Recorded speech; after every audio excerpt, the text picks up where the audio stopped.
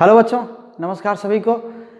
बच्चों में पिछले वीडियो में हम जो बात किए एनर्जी लेवल्स के बारे में, हाइड्रोजन एटम के एनर्जी लेवल्स बताया कि जो ऑर्बिट्स की एनर्जी है उनकी वैल्यूज़ को हम लेवल्स के नाम से रखते हैं जानने, एनर्जी लेवल्स कहते हैं। और जैसे जैसे हम हायर ऑर्बिट की ओर बढ़ते हैं उसमें अगर इलेक्ट्रॉन होता है तो उसकी एनर्जी वैल्यू और बढ़ती जाती है, मीन्स कम निगेटिव होती जाती है। और हायर लेवल्स के बीच में एनर्जी का गैप क्या होता है और कम होता जाता है, डिफरेंस कम होता जाता है। जो लोवेस्ट लेवल है, इलेक्ट्रॉन जिसमें रह सकता है और न्यूक्लियस के बहुत क्लोज ऑर्बिट है, उसकी एनर्जी को हम लोवेस्ट लेवल कहते हैं। और वह एनर्जी ग्राउंड एनर्जी होती है, ये बताया था। तो हाइड्रोजन के लिए एनर्जी कितनी है? -13.6। जैसे ये एनर्जी है, क्या है ये? -13.6 EV है, ग्राउंड स्टेट एनर्जी है, ठीक है ना, ग्राउंड स्टेट है। यहाँ पर क्या है? -3.4 है। और यहाँ पर जो एनर्जी है वो कितनी है? ये एनर्जी यहाँ पर -1.51 है, यहाँ -0.85 है, और ऐसे ही और ऊपर चलते जाएंगे तो ये एनर्जी वैल्यूज़ और कम होती जाती हैं। ये ठीक है -0.5 के आसपास है। तो ये और ऊपर कौन सा लेवल है? यानी इक्वल्स 1 2 3 4। ये फर्स्ट एक्साइटेड स्टेट है, सेकेंड एक्साइटेड स्टेट है, थर्ड एक्साइटेड स्टेट है। तो ऐसा कहते हैं। अब जब ये कह रहे हैं कि line spectra of hydrogen atom, जब इसकी बात करते हैं, किसी एलिमेंट का लाइन स्पेक्ट्रम तब मिलता है जब उसका रेरेफाइड वेपर हो। रेरेफाइड वेपर मीन्स एटॉमिक फॉर्म में वेपर हो और बहुत दूर दूर वो एटम हो वेपर में, आपस में इंटरेक्ट न कर रहे हों। तो उनमें क्या होता है जो एनर्जी लेवल्स होते हैं, मीन्स उनके अंदर जो इलेक्ट्रॉन होते हैं वो कुछ ही एनर्जी लेवल्स उनके होते हैं, या energy level discrete energy levels होते हैं। काफ़ी एनर्जी लेवल्स में, एनर्जी वैल्यूज़ में गैप होता है। तो बहुत सारे, लेकिन नॉर्मली क्या होता है, रूम टेम्परेचर पर क्या होता है कि बहुत सारे एटम्स में इलेक्ट्रॉन क्या होते हैं? ग्राउंड स्टेट में होते हैं। अभी हाइड्रोजन ही है तो हाइड्रोजन की बात कर लेते हैं। हाइड्रोजन में तो एक ही इलेक्ट्रॉन है। तो बहुत सारे एटम्स में जो इलेक्ट्रॉन है वो अपने न्यूक्लियस के क्लोजेस्ट ऑर्बिट में होता है। जनरली उसको एनर्जी नहीं मिलती है, तो ज़्यादातर इलेक्ट्रॉन रूम टेम्परेचर पर लोवेस्ट लेवल में होते हैं, ग्राउंड स्टेट में होते हैं। उसमें से कुछ क्या होता है, फोटॉन्स आते रहते हैं, कॉस्मिक रेज हैं, और भी किसी तरह से थर्मल वाइब्रेशन से एनर्जी या किसी इलेक्ट्रॉन कोलिजन से एनर्जी उनको मिल जाए तो क्या होते हैं, उनमें से कुछ एटम्स में इलेक्ट्रॉन क्या करते हैं, अपने लोवेस्ट एनर्जी छोड़ के हायर एनर्जी लेवल में पहुंच जाते हैं। तो बोलते हैं एटम कहाँ गया? एक्साइटेड स्टेट में पहुंच गया। तो अगर यहाँ पर एटम के अंदर, जिस भी एटम के अंदर इलेक्ट्रॉन यहाँ पहुँच गया है तो बोलेंगे एटम फर्स्ट एक्साइटेड स्टेट में है। जिस एटम के अंदर इलेक्ट्रॉन यहाँ पहुँच गया है तो बोलेंगे एटम सेकेंड एक्साइटेड स्टेट में है। जिस एटम में इलेक्ट्रॉन यहाँ थर्ड में फोर्थ में पहुँच गया है, यानी कोस 4 में, उनको बोलेंगे कि ये थर्ड एक्साइटेड स्टेट है। तो एक सैंपल में एक रेरफाइड वेपर है, एटॉमिक वेपर है हाइड्रोजन का या किसी भी एलिमेंट का हो सकता है, उसमें हमेशा बहुत सारे एटम तो ग्राउंड स्टेट में होंगे, लेकिन हमेशा बहुत कुछ एटम्स फर्स्ट एक्साइटेड स्टेट में होंगे उस समय, कुछ सेकंड एक्साइटेड स्टेट में होंगे, कुछ थर्ड में होंगे। वो कुछ हायर स्टेट में जाते हैं तो कुछ लोअर स्टेट में लौट भी आते हैं। मीन्स उसके अंदर का इलेक्ट्रॉन क्या होता है, नीचे आता भी रहता है, बहुत लाइफ टाइम हायर नहीं होता। कोई एटम अगर एक्साइटेड स्टेट में है, मीन्स उसका इलेक्ट्रॉन n=2 n=3 में है, तो बहुत देर तक वहाँ नहीं रुकता। ये टाइम अराउंड 10⁻⁹ सेकेंड का होता है जनरली, और इस सेकेंड इतने टाइम में वो वहाँ से रह के लौट भी आता है। तो कोई दूसरा जा रहा होता है, आ रहा होता है, हमेशा कुछ ना कुछ एक्साइटेड स्टेट में एटम्स मिलेंगे अगर टेम्परेचर हाइयर है या रूम टेम्परेचर है तो भी। लेकिन बहुत सारे क्या होंगे? ग्राउंड स्टेट में होंगे। तो जब हाइयर से लोअर आएंगे तो क्या हो जाएगा? एनर्जी इमिट करेंगे, और जब एब्जॉर्ब करेंगे तो लोअर से हाइयर जाते हैं। हाँ, एक चीज़ और होता है कि कभी 2 से 3 में एब्जॉर्ब करके नहीं जा सकते। 2 से 4 में एब्जॉर्ब कर नहीं जा सकते, 3 से 4 में नहीं जा सकते, क्योंकि यहाँ पर लाइफ टाइम बहुत कम होता है और एनर्जी का इंटरेक्शन जो एब्जॉर्प्शन है वो बहुत रेयर चीज़ होता है। वो ग्राउंड स्टेट में रहते हुए हो जाता है तो हो जाता है, यहाँ गया एटम हायर स्टेट में गया, मीन्स उसका इलेक्ट्रॉन ऊपर गया और वापस बहुत जल्दी लौट आता है। उतने में कोई चांस नहीं बनता है कि यहाँ पर रहते हुए इलेक्ट्रॉन को, कि इतना कम देर रहता है, इतना कम टाइम रहता है कि इतना यहाँ पर रहते हुए इसको फिर से एनर्जी मिल जाए और ऊपर चला जाए, तो ऐसा पॉसिबल नहीं होता। तो इसलिए क्या होता है कि एक तो हम लोग कह रहे हैं कि लाइन स्पेक्ट्रम मिलना, ये रेयरफाइड एटॉमिक वेपर होगा किसी एलिमेंट का, तो उससे एनर्जी लेवल्स उसके बहुत वेल सेपरेटेड होते हैं और कुछ ही लाइंस मिलती हैं स्पेक्ट्रम में जो इससे लाइट निकल रही होती है, इससे रेडिएशन निकल रही होती है, कि उसको ग्लो करेंगे, उसको हाई टेम्परेचर पर ले जाएंगे, तभी ये ऐसा हो पाता है, हमें स्पेक्ट्रम मिलते हैं। तो ये कुछ ही लाइंस होती हैं, ये आइसोलेटेड, सभी एटम्स आइसोलेटेड हैं, दूर दूर हैं, एक दूसरे से कोई इंटरेक्शन नहीं हो रहा है, तो यहाँ हायर लेवल से लोअर लेवल में जाते रहते हैं और कुछ आते भी रहते हैं, तो ये चलता रहता है और हमें रेडिएशन मिलता है और उसका स्पेक्ट्रम जो मिलेगा हमें ज़रूर वो उसके करस्पॉन्डिंग ट्रांजिशन के करस्पॉन्डिंग फोटॉन्स मिलेंगे और उनसे रेडिएशन मिलेंगे, उनका स्पेक्ट्रम हमें मिलेगा। अब देखते हैं कि क्या क्या पॉसिबिलिटी है। अगर मान लेते हैं ग्राउंड स्टेट है, ये कह रहे हैं एब्जॉर्प्शन तो यहीं से होगा, ये हायर स्टेट है, ये और उससे भी हायर स्टेट है, यानी इक्वल्स 2 है, यानी इक्वल्स 3 है, ये क्या है, यानी इक्वल्स 1 है। तो एब्जॉर्प्शन तो डायरेक्ट अगर इनको एनर्जी मिल गई इतनी, जैसे ये एनर्जी गैप क्या है 10.2 का है, ये एनर्जी गैप क्या है 12.09 का है, अगर E2 माइनस E1 कर दें तो ये 10.2 EV का हो जाएगा। ये EV में एनर्जी है ना, ये एनर्जी EV में है इलेक्ट्रॉन वोल्ट में। E3 माइनस E1 कर दें तो ये क्या हो जाएगा 12.09 हो जाएगा। E4 माइनस E1 कर दें तो ये एनर्जी कितनी हो जाएगी 12.75 हो जाएगा। ठीक है, यहाँ से यहाँ 12.75 का गैप है, यहाँ से यहाँ ये एनर्जी गैप कितना है 12.09 का है, यहाँ से यहाँ 10.2 का है।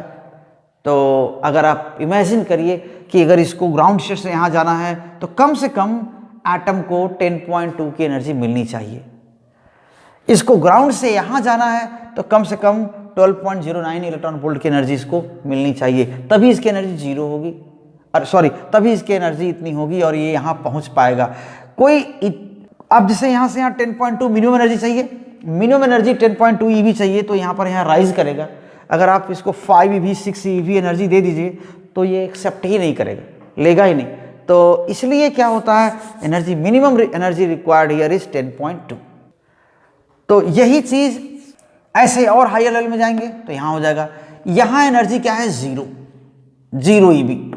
ठीक है, तो अगर यहाँ से यहाँ इसको बाहर निकलना है, लेवल से बाहर निकलना है, एटम से बाहर निकलना है, इलेक्ट्रॉन को मीन्स एटम को आयनाइज होना है, तो कम से कम एनर्जी कितनी चाहिए 13 प्लस 13.6। अगर प्लस 13.6 EV एनर्जी मिल जाए तो यहाँ ग्राउंड स्टेट से राइज करके ऊपर ये बाहर भी निकल सकता है एटम से, तो बोलते हैं इस एनर्जी को बोलेंगे आयनाइजेशन एनर्जी। और ये इस तरह भी केमिकल एनालिसिस में मेजर किया गया था कि आयनाइजेशन एनर्जी हाइड्रोजन के लिए कितनी होती है, प्लस 13.6 EV होती है, और बोर के मॉडल से भी ये प्रूफ होता है कि एग्जैक्टली 13.6 EV होती है। तो ये this was great achievement and great agreement with experimental values, इसलिए बोर मॉडल बहुत ही एक्सेप्टेड मॉडल बना हाइड्रोजन एटम के लिए, कम से कम तो बहुत ही अच्छा रहा।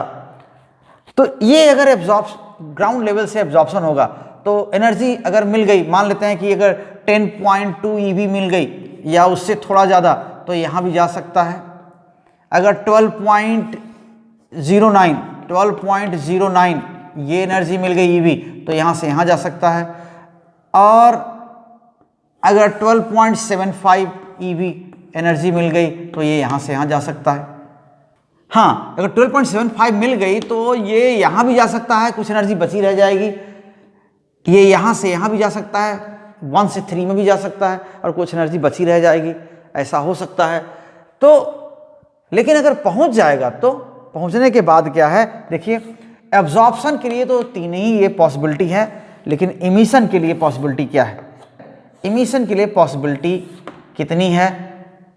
ये 3 लेवल्स हमने दिखाए, 4 लेवल्स दिखाए।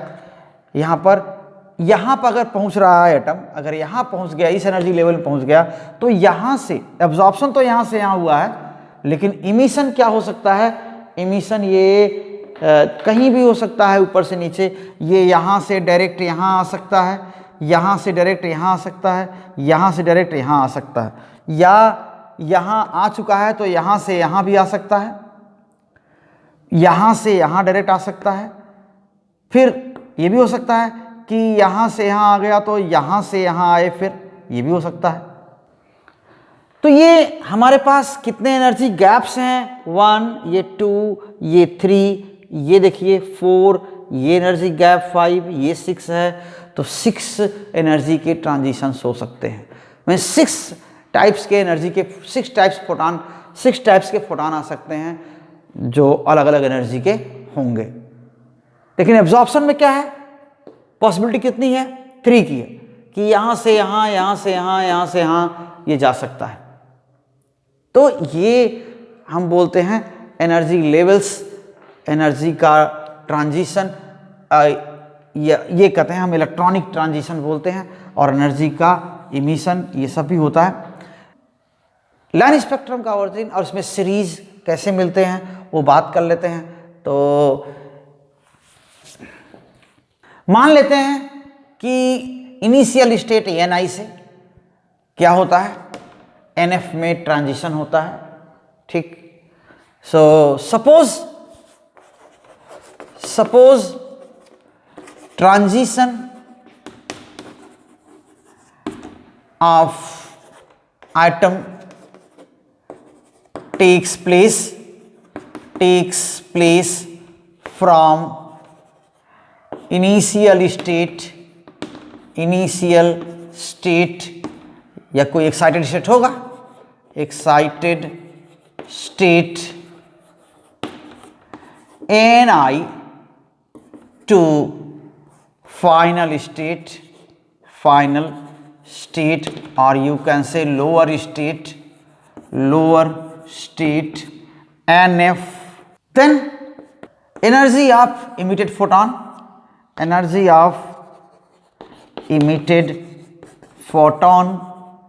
h nu equals Eni, you can say minus ENF, ऐसा हो जाएगा। और ये एनर्जी वैल्यूज NiNF आप क्या लिख सकते हैं? बहुत आसान है लिखना, पहले भी हम लोग बात कर चुके हैं।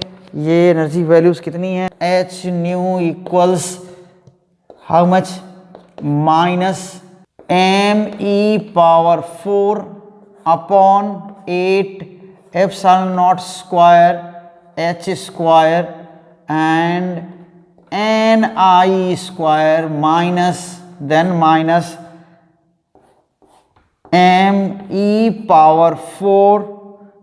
8 epsilon naught square h square and Nf square. So this is energy value, and except this Ni and Nf, other things are common. So this can be written as, or h nu equals how much? Take this me⁴ 8 epsilon naught square h square common here, and this minus will become plus, so 1 upon Nf square minus 1 upon Ni square, and this is photon. Okay, this is photon energy, and here you can write hc by lambda, and what? me equals me⁴ 8 epsilon naught square h square 1 upon n f square minus 1 upon n I square, or here 1 upon lambda equals m e raised to power 4 8 epsilon naught square c h cube and 1 upon n f square minus 1 upon n I square. See, this is called Rydberg's formula. Okay, this is called Rydberg's formula. Okay, ये Rydberg's formula है, और N आई और N F क्या क्या है, वही 1 2 3 4 discrete values है. अगर ये n इक्वल्स 2 लिख दें और एन आई 3 4 5 6 लिखे तो ये तो फिर बामर फार्मूला हो जाएगा, जो बामर इंपिरिकल फार्मूला है. ठीक है.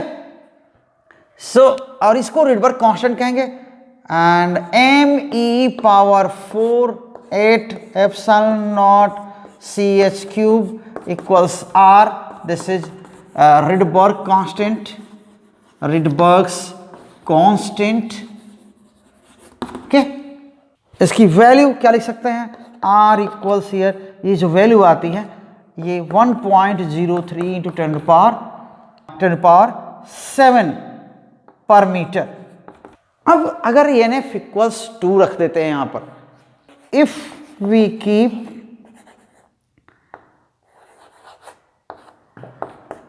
N F equals 2 and ni equals 3 4 5 and so on, we get 1 upon lambda equals here r 1 upon 2 square minus 1 upon n square. So this is nothing but Balmer's empirical formula. Okay, this is same as Balmer's empirical formula, and in that formula R is here 1.097 into 10 power 7 per meter. So this is a very close agreement. So you can say here this formula. Okay, so this formula is same as Balmer's empirical formula.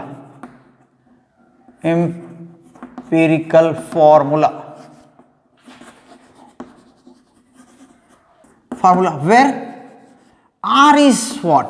R is 1.097 to 10 power 7 per meter.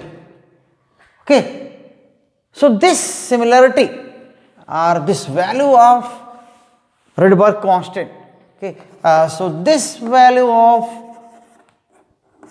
Rydberg constant, okay, Rydberg's constant gives what is agreement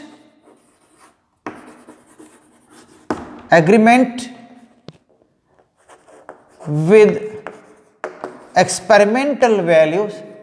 Okay, experimental results and Bohr's atomic model. So agreement, you can say that between. Now you can write energy value of nth orbit. Now energy of nth level of hydrogen atom can be rewritten or can be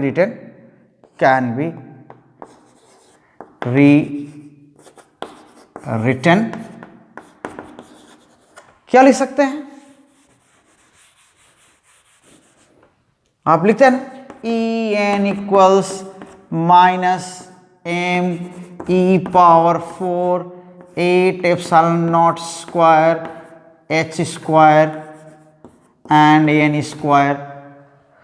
तो इसमें Rydberg constant के terms में भी लिख सकते हैं इसको। आप देखिए यहाँ पर सी एच क्यूब आया है, यहाँ पर क्या आया, एच स्क्वायर तो है और सी नहीं है, तो हम सी एच का मल्टीप्लिकेशन ऊपर नीचे कर दें न्यूमरेटर डिनोमिनेटर में, तो इसी को हम क्या लिख सकते हैं, इन्हीं को हम लिख सकते हैं माइनस, देखिए ये इतना क्या लिख सकते हैं, ये पूरा रिडबर्ग कांस्टेंट हो जाएगा, तो R H C upon N square. Okay, and this R H C is what, this is how much, this is in joule, and this thing comes nothing but 13.6 upon n square eV, electron volt. Okay, so when we place 1, this gives energy of first level, means ground level, and this will be 13.6 eV. And if we place here 2, n equals 2, then we get energy of second level, और you can say first excited state of hydrogen atom.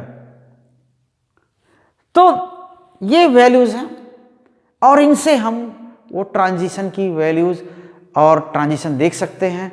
फिर वापस वहीं से चलते हैं और जो पहले के एम्पिरिकल ऑब्जर्वेशन और पहले के जो ऑब्जर्वेशन थे, पहले की जो डिस्कवरी थी, स्पेक्ट्रल सीरीज हैं, उनको भी फिर से एक्सप्रेस किया जा सकता है। Okay, again there is great agreement, you can say agreement between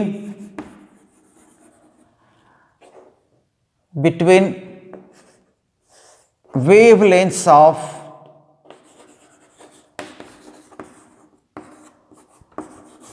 spectral series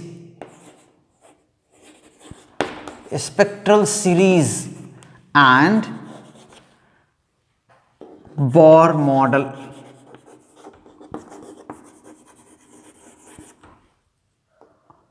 सो आप फिर से इसको लिख सकते हैं, वही 1 upon lambda equals R 1 upon N F square minus 1 upon N आई स्क्वायर, ऐसा ये वैल्यूज रख करके देख सकते हैं। और जान रहे हैं, उससे पहले भी बात किया था कि कौन कौन से रीजन में होंगे। अगर ये क्या है, फॉर लाइमन सीरीज के लिए जो भी लाइंस बन रही हैं, जो उनके जो वेव लेंथ आ रहे हैं, वो ये इसके अकॉर्डिंग भी आते हैं, बोर मॉडल के अकॉर्डिंग भी आते हैं। Okay, for the Lyman series wavelengths of spectral lines क्या लिख सकते हैं, 1 upon lambda equals R into 1 upon 1 square minus 1 upon N square n I square. Here n i यहाँ पर क्या हो जाएगा, 2 3 4 5 6, मीन्स ये किसका वेवलेंथ है, ये वेवलेंथ किसका है। एब्जॉर्प्शन तो खैर हायर लेवल में, लोअर से हायर में हुआ ही है, और ये वेवलेंथ है कहाँ से, 2 से 1 में, 3 से 1 में, 4 से 1 में और 5 से 1 में जितने ट्रांजिशंस होते हैं, वो उन ट्रांजिशंस से जो रेडिएशन निकलती हैं, फोटॉन्स निकलते हैं, उनके वेवलेंथ है। सो लैम्डा क्या है, ये वेवलेंथ किसका है, wavelength of photons corresponding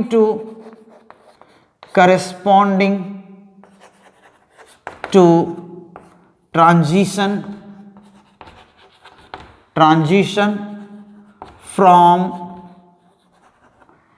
n equals 2 3 4 5 et cetera to n equals 1, ठीक है ना। तो हायर लेवल से 1 में ट्रांजिशन होता है, उनकी एनर्जीज क्या होती हैं, उनके जो फोटॉन्स निकलते हैं उनकी वेवलेंस इस तरह लिखी जा सकती है। तो ये ट्रांजिशन कौन से हैं, देखिए यहां से लेके यहां तक, यहां अगर किसी बहुत सारे हाइड्रोजन एटम्स होंगे सैंपल में, अगर इस लेवल में कोई एटम पहुंच गया है तो वहां से 1 में, उससे नीचे वाले से उससे 1 में, उससे भी नीचे वाले में है अगर तो वहां से 1 में, मीन्स डायरेक्ट आ सकता है ना। बोले ना कि अगर कोई किसी एटम में इलेक्ट्रॉन इस लेवल में पहुंच गया है तो वो यहां से डायरेक्ट यहां, या यहां डायरेक्ट यहां, या यहां से यहां, यहां से यहां, यहां से यहां आ सकता है। तो हम किसी भी एटम में हायर लेवल से डायरेक्ट 1 में आने जो ट्रांजिशन होते हैं उनके इमिशन को ले रहे हैं या उनके ट्रांजिशन को कंसिडर कर रहे हैं, उनसे जो फोटॉन्स निकलते हैं उनकी वेवलेंथ क्या होती है, ये लाइमन उनकी वेवलेंथ से जो लाइंस मिलती हैं, स्पेक्ट्रल लाइंस मिलती हैं, वो लाइमन सीरीज की लाइंस होती हैं, जो पहले हम लोग डिस्कस कर चुके हैं। तो ये जो ट्रांजिशंस हैं, इनसे ये जो फोटॉन्स निकल रहे हैं, इनकी वेवलेंथ्स से जो स्पेक्ट्रल लाइन मिलती है वो लाइमन सीरीज की लाइंस हैं। इसके बाद और ये यूवी रीजन में होता है, ये लाइमन सीरीज है, ठीक है ना, लाइमन सीरीज है। ये फोटॉन्स किसी प्रिज्म में पास होंगे तो उनसे जो स्पेक्ट्रल लाइंस मिलेंगी हमें, वो एक सीरीज होगा, एक बंच होगा लाइंस का, या कहिए कि लाइंस का एक सेट होगा जिसको हम लाइमन सीरीज कहते हैं। ये यूवी रीजन में है।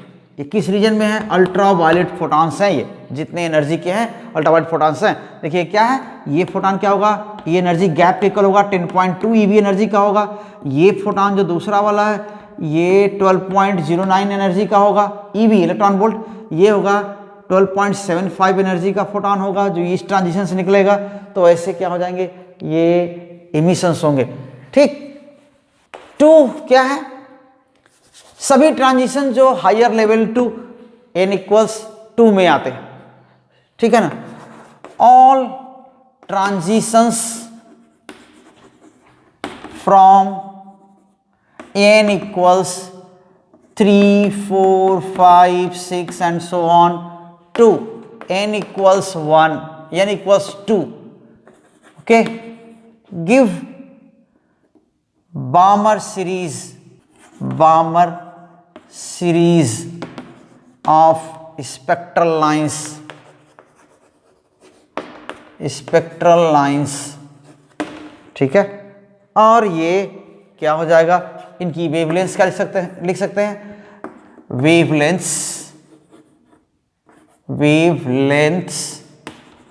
Of these lines are written here 1 upon lambda, and see here this is r 1 upon 2 square minus 1 upon ni square। here यहाँ पर ni क्या है, 3 4 5 6 एंड सो ऑन, आगे और तक। तो ये जो लाइंस मिलती हैं ये क्या है, विजिबल में, ये विजिबल रीजन में लाइंस मिलती हैं। और ये लाइंस कहाँ से हैं, हायर लेवल से 2 में है। मीन्स 2 में आएगा तो फिर 1 में भी आएगा, ऐसा नहीं कि 2 में ही आके इलेक्ट्रॉन रुक जाएगा, नीचे नहीं आएगा। लेकिन जब यहाँ से आएगा तो फिर ये ट्रांजिशन मिलेगा, और ये अल्ट्रा वायलेट रीजन में होगा, ये लाइमन सीरीज की लाइन होगी, ठीक है ना। लेकिन हायर लेवल टू, यहाँ ये हायर लेवल टू 2, उससे भी नीचे वाले से 2 यहाँ गया है तो यहाँ से आ गया, तो ये, और यहाँ से यहाँ, यहाँ से यहाँ, और यहाँ से यहाँ, ये जो ट्रांजिशन होते हैं यहाँ आने के बाद फिर यहाँ आएंगे। लेकिन ये जो स्पेक्ट्रल लाइन मिलेगी इससे, या ये जो फोटॉन मिलेगा वो अल्ट्रावायलेट फोटॉन होगा। लेकिन ये जो है क्या है, विजिबल फोटॉन है। ये एनर्जी गैप देख रहे हैं कितना है, ये 3.4 का एनर्जी गैप है ना, ये 3.4 eV का एनर्जी गैप है, ये 0 है। तो ये गैप देखने में भले फिगर के हिसाब से थोड़ा सा बड़ा लग रहा है, लेकिन ये एनर्जी गैप क्या है, 3.4 eV का है, और ये एनर्जी गैप क्या है, 10.2 eV है। तो यहाँ से यहाँ ये 10.2 eV है, लेकिन ये कौन सा है, 3.4 eV है। तो ये बामर लाइंस हैं, ये ट्रांजिशन सारे बामर लाइंस के हैं, बामर सीरीज बोलते हैं इनको, ठीक है, बामर सीरीज। ये कैसे मिला, ये किस में है, विजिबल में। थर्ड क्या है, all transitions from n equals 4, 5, 6, 7, 8 etc.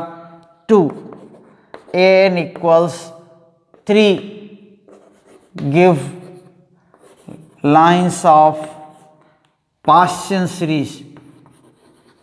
Paschen ने इसको डिस्कवर किया था, इसलिए पास्चन सीरीज की लाइंस बोलते हैं। इनकी वेवलेंथ्स क्या है, वेवलेंथ्स कैसे लिखते हैं, वेवलेंथ्स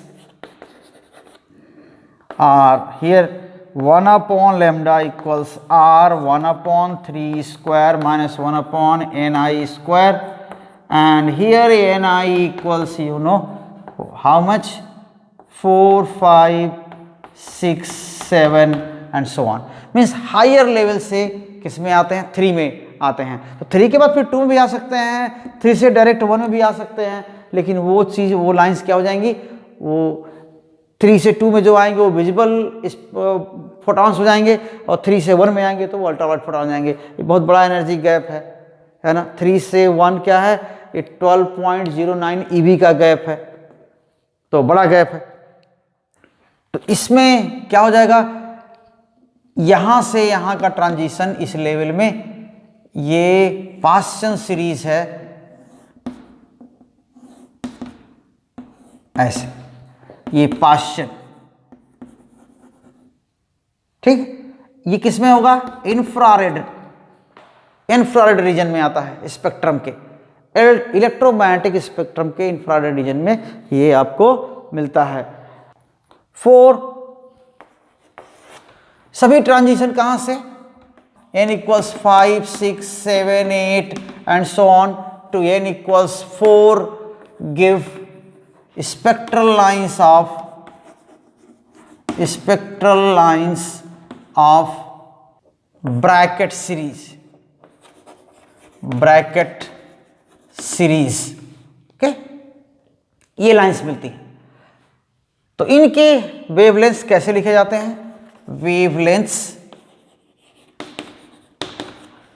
कैसे लिखे जाएंगे, यहां पर देखिए क्या हो जाएगा, ये 4 स्क्वायर और ni स्क्वायर, ni क्या हो जाएगा, ni equals 5, 6, 7, 8, 9 and so on.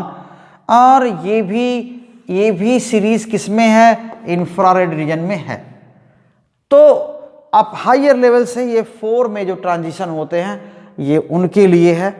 तो ये जो ट्रांजिशन है 4 में, हायर लेवल से 4 में, ये देखिए यहां पर, ठीक, ये ब्रैकेट सीरीज है, ये भी इंफ्रारेड में है। जो बचता है वो कौन सीरीज है, उसको बोलते हैं फुंड सीरीज, ओके। तो सभी transition, okay, transitions from n equals 6, 7, 8, 9 and so on to n equals 5 give spectral lines of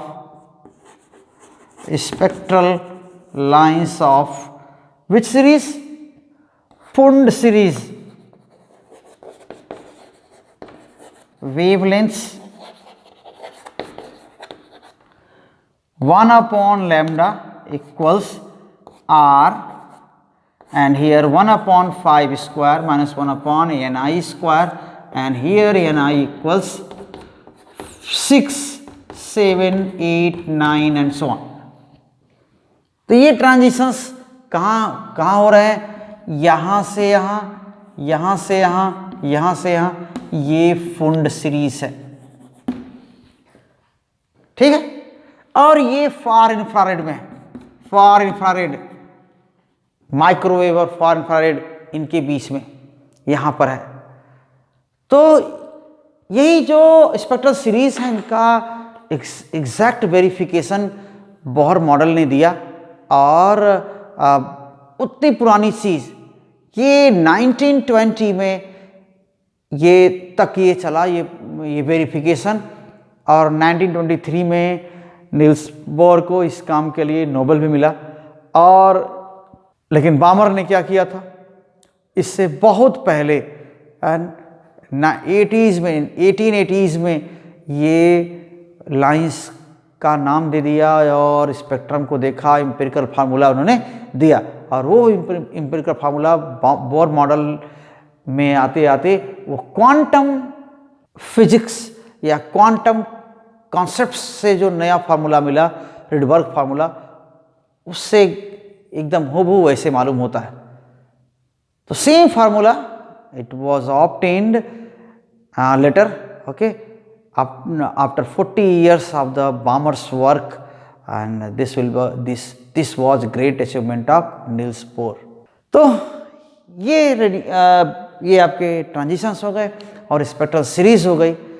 और ट्रांजिशंस के अक्सर नम पूछे जाते हैं कितने ट्रांजिशन पॉसिबल हैं, कुछ लेवल दे दें, जैसे अभी हम लोगों ने 4, 5 करके ऐसे दिया था। तो इनको आप ज़रूर देखिएगा, कोई डाउट होगा ज़रूर भेजिएगा अपने पास। और आपसे रिक्वेस्ट है कि आप चैनल को सब्सक्राइब कर लीजिए अगर आप पहली बार चैनल से जुड़े हैं तो, और वीडियोस को पूरा देखिए और शेयर करिए, दूसरों तक पहुंचाइए और अपने सुझाव हमारे तक ज़रूर भेजा करिए। सो थैंक यू बच्चों वेरी मच। आप ऐसे ही साथ बने रहें और देखते रहें। Thank you.